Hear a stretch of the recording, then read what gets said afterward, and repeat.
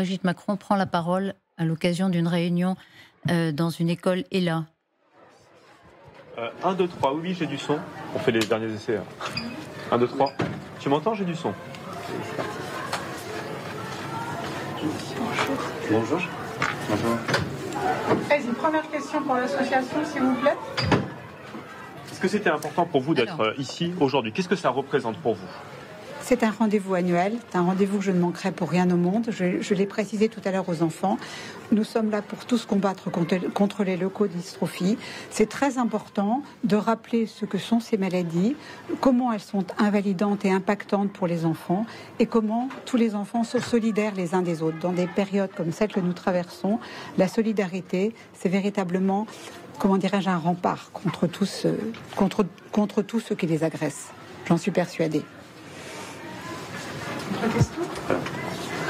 Par rapport à ce qui s'est passé à Arras, qu'est-ce que vous pouvez nous dire? Bien sûr. Alors, toutes mes pensées vont à la famille de Dominique Bernard, à ses proches, son épouse, ses enfants, tous ceux qui l'ont connu, parce qu'il faisait l'unanimité. C'est un professeur de lettres unanimement respecté, aimé.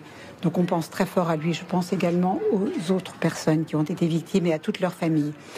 C'est aujourd'hui, ça fait 3 ans aujourd'hui qu'il y a eu Samuel Paty, qu'il y a eu l'assassinat de Samuel Paty. Nous sommes également en empathie totale avec les familles, aussi avec toute la communauté éducative du lycée Gambetta Carnot. Je sais ce que c'est qu'appartenir à une communauté éducative, je sais aussi combien ils souffrent et je veux leur dire combien on est avec eux. Depuis ce matin aussi, les parents se manifestent pour leur dire on est tous avec eux. Nous sommes une communauté, les profs, les élèves, les personnels. Ça, c'est très important. Et aussi, je suis prof, vous le savez,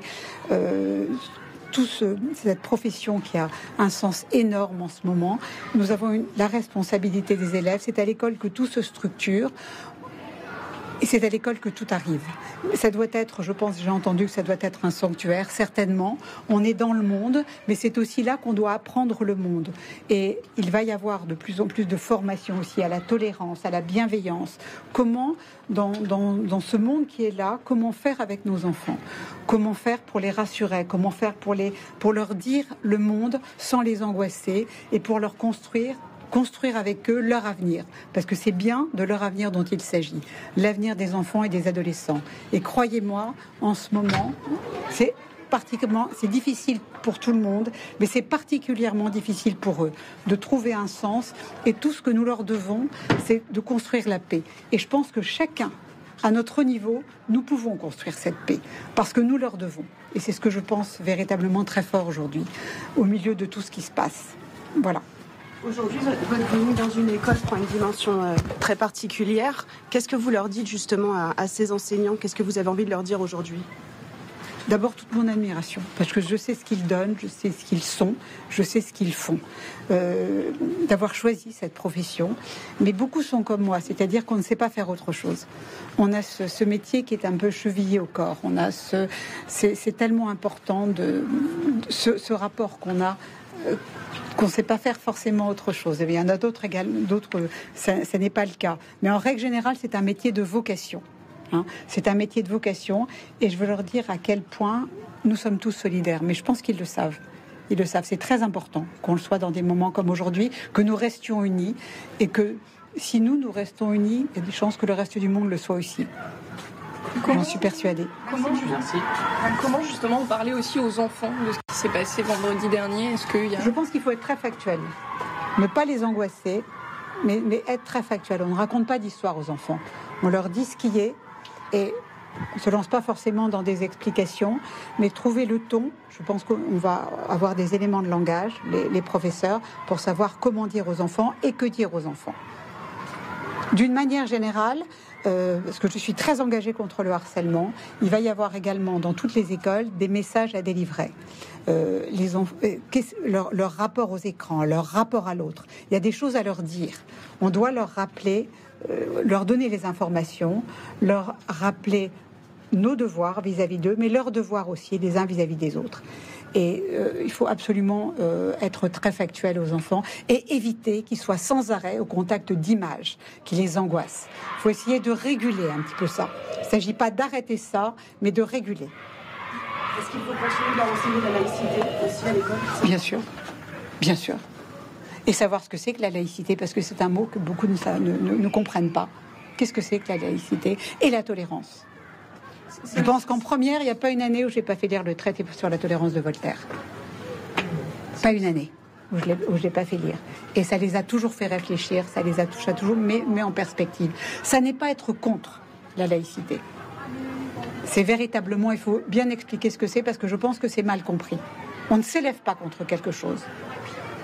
Et on explique comment on voit le monde. C'est aussi le même message sur le handicap à faire passer. Bien sûr. Sur le handicap, il y a un message à faire passer, c'est l'inclusion. Leur place, c'est au milieu de nous, avec nous. Et voilà les mots de la première dame Brigitte Macron, qui a voulu montrer sa solidarité en tant que professeure aussi pour que l'école reste un sanctuaire. Elle a rappelé aussi la mort de Samuel Paty il y a 3 ans. Qu'est-ce qui a été fait après cette mort? Est-ce que ça a été un électrochoc pour la France? J'entendais et j'écoutais avec beaucoup d'attention les mots de la première dame. Je rejoins évidemment la compassion. D'ailleurs, c'était le sens de ma première réponse.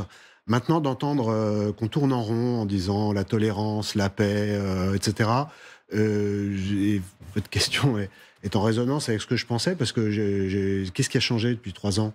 Rien. On avait Jean-Michel Blanquer, qui était un ministre qui avait un cap, avec un président qui nous expliquait que c'était ce cap-là. Ensuite, après l'élection présidentielle, on s'est retrouvé tout à coup avec un ministre de l'Éducation nationale qui était sur une ligne à 180 degrés, qui venait de l'univers woke, qui était extrêmement ambigu avec l'islamisme. Et puis là, on se retrouve avec Gabriel Attal, qui a tenu depuis quelques jours un discours... Qui affiche sa fermeté, quand même. Je finis ma phrase, un discours d'une fermeté absolument remarquable. Mais c'est quoi le cap d'Emmanuel Macron? C'est Blanquer, c'est Ndiaye ou c'est Attal? Quel est le cap? Qu'est-ce qu'on veut donner? Ça fait 8 ans que des Français se font massacrer sur notre territoire. Qu'est-ce qui a changé? Qu'est-ce qui a changé depuis 8 ans?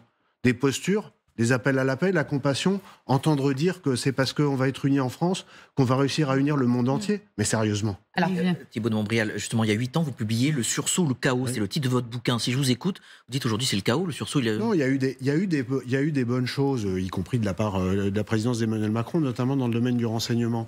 Mais ce qui risque de nous amener au chaos, c'est de ne pas avoir su empêcher ce flot migratoire dont Henry Kissinger, l'ancien secrétaire d'État américain, a dit ce week-end dans une interview très forte qu'il pensait qu'il avait créé au sein des pays européens un contre-pouvoir absolument terrible. Et en réalité, j'ajoute avec mes mots qu'il a fait le lit de l'islamisme et qu'aujourd'hui, quand on a 10 millions de musulmans, dont pas un depuis 8 ans n'a fait une manifestation contre le terrorisme islamiste et dont les sondages montrent que chez les moins de 25 ans, ceux pour lesquels l'islamisme prime sur les lois de la République est majoritaire, parce que c'est ça l'état du pays aujourd'hui. Alors ça, c'est un sondage qui a quelques années. Oui, donc il n'est pas interdit de penser qu'aujourd'hui c'est pire. Oui, oui.